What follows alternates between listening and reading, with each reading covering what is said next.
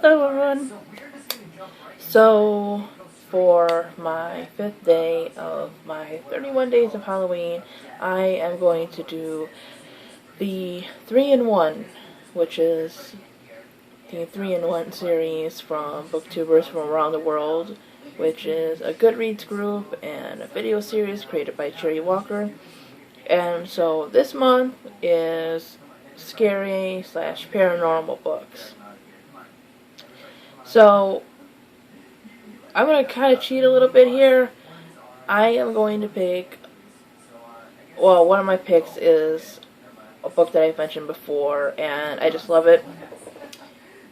To me, it's entertaining. It is young adult, but I like the stories. Some of them are funny, some of them are serious, but they're all short stories, and it's Zombies vs. Unicorns, which is an anthology, obviously, of short stories, which either feature a story about a zombie or a unicorn.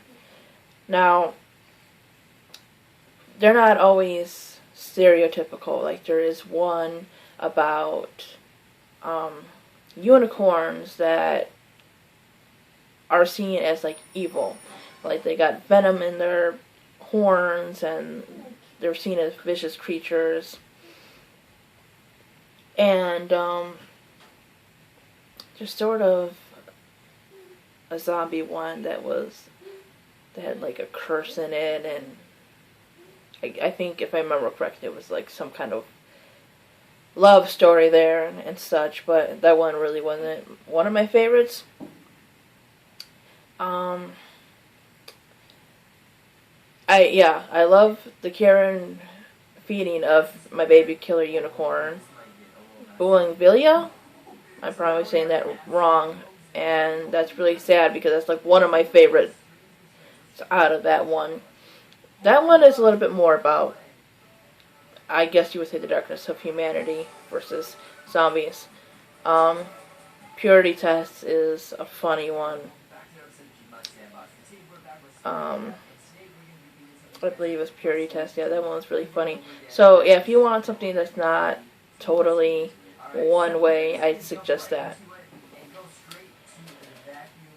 The next one that I'm going to pick is, well, you know what?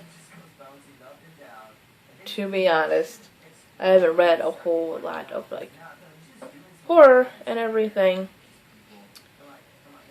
And the thing is, I would have to go back and reread this book again, but I'm going to put it on here because I was entertained by it.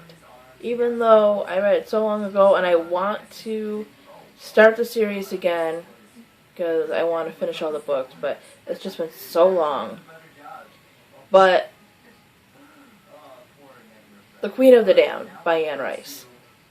That one, it was just written in a way, or it just drew you in, and it was like little stories. And they're not short stories, but what I mean is we got to see different characters and such, and they were all just so interesting.